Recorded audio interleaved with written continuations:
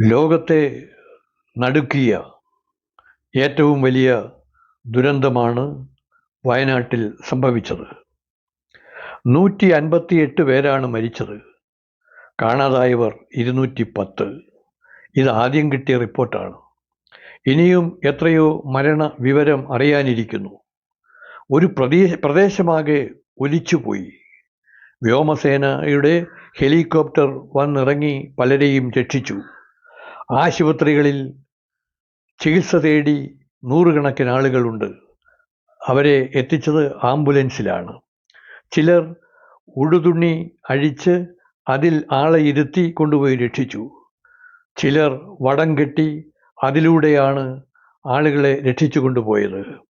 കൃത്രിമമായി ഒരു അടിയന്തര പാലം നിർമ്മിച്ച് അതിലൂടെ ഒരു പ്രദേശത്ത് കുടുങ്ങിക്കിടന്ന ആളുകളെ രക്ഷിച്ചു കഴിഞ്ഞു. ജാതി മത രാഷ്ട്രീയ വർണ്ണ വൈവിധ്യമില്ലാതെ, കുചേല ഭേദമില്ലാതെ എല്ലാവരും കൈകോർത്തുകൊണ്ട് രക്ഷാപ്രവർത്തനങ്ങളിൽ ജാഗരൂകരായി രംഗത്ത് നിൽക്കുകയാണ്. അവർക്കിനിയും എത്രയോ സഹായങ്ങൾ വേണം.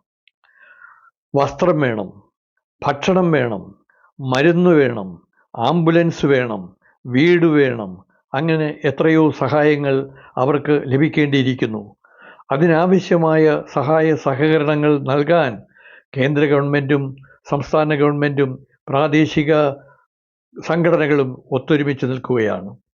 രാഷ്ട്രീയ പാർട്ടികൾ എല്ലാം തന്നെ അവിടെ ഒരുമിച്ച് നിന്ന് രക്ഷാപ്രവർത്തനത്തിൽ ഏർപ്പെടണമെന്ന് എല്ലാ നേതാക്കളും അഭ്യർത്ഥിച്ചു കഴിഞ്ഞു.